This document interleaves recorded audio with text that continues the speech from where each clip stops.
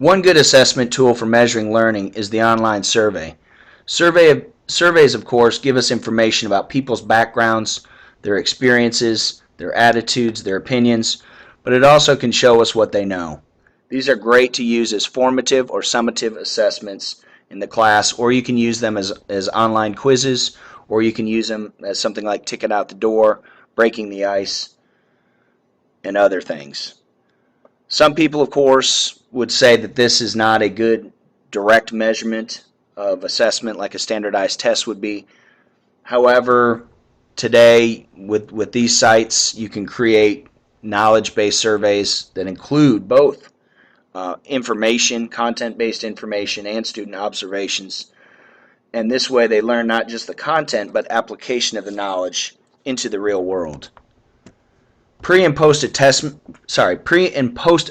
surveys can give information that is beneficial, and that's what you can do with these sites is you can give them a pre-test and a post-test. From this data, of course, you can recognize student strengths and weaknesses. You can then modify your teaching, or you can reteach necessary concepts or ideas. This helps refocus the instruction. Because this information is stored online, students can be grouped in variable skills and measured periodically to see where they are. I'm going to show you here on this site. Of course, you can see on SurveyMonkey that you can create pie charts, graphs, charts, all kinds of stuff, and group students based on their abilities.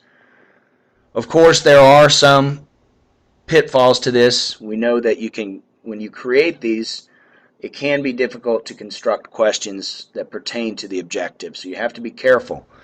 The directions may not be clear or concise, so here you can see that you can define your objectives and be very precise and clear about what you're trying to say. Make sure that they're not too long. You also have check for bias. Make sure you're not asking leading questions. One last thing is there are many advantages, of course, to these surveys. It can be a useful tool if administered properly. First of all, they are very easy to create, and they guide you through.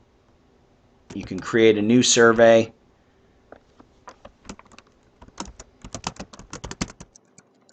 Creating one here. You can either use an expert survey template or you can create your own new survey, and it really takes about 3 steps to get through these. So it's very easy. You can also see here plans and pricing. Almost all of these are free. You can get the Select, Gold, or Platinum.